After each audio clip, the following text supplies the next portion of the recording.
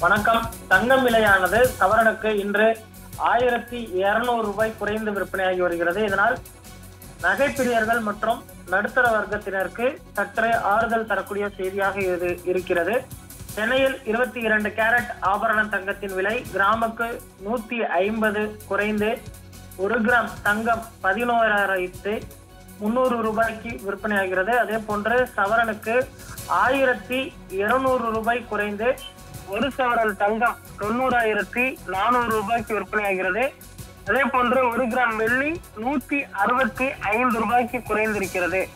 கடந்த சில தினங்களுக்கு முன்பு 207 வரை விற்பனையான வெள்ளியின் விலை தற்பொழுது கடுமையான ஒரு விலை சரிவை கண்டிருப்பது குறிப்பிடத்தக்கது. தற்பொழுது மார்வெள்ளி 1 கிலோ 1,65,000 ரூபாய்க்கும், அதே போன்று கடந்த சில தினங்களுக்கு முன்பு 2,07,000 வரை விற்பனையானது. குறிப்பாக 40,000 42,000 வரை விலை குறைந்திருப்பது குறிப்பிடத்தக்கது.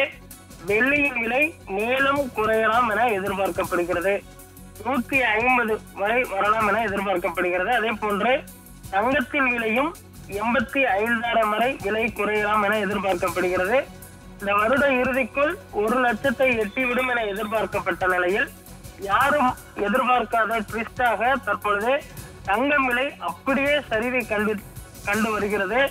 குறிப்பாக தீபாவளி பண்டிகைக்கு பின்பு தங்கத்தின் விலை கடுமையான ஒரு விலை குறைப்பை கண்டு வருவது குறிப்பிடத்தக்கது. அடுத்து வரக்கூடிய ஒரு சில தினங்கள் இதே நிலை நீடிக்கும் என்றும், ஆனால் அடுத்து நவம்பர் மத்திக்கு பின்பு விலை மீண்டும் ஏற துவங்கும் என எதிர்பார்க்கப்படுகிறது. ஆனால் தங்க நகை வாங்குவதற்கு தற்பொழுது சரியான நேரம் என விற்பனையாளர்களும் அதே போன்று நகைக்கடை உரிமையாளர்களும் தெரிவித்திருக்கிறார்கள். முதலீட்டாளர்கள் தற்பொழுது நகை மீது முதலீடு செய்வதற்கு சரியான நேரம் இல்லை என்று எதிர்பார்க்கப்படுகிறது. ஆனால் நகை வாங்குபவர்களுக்கு தற்பொழுது சரியான நேரமாக இருக்கிறது.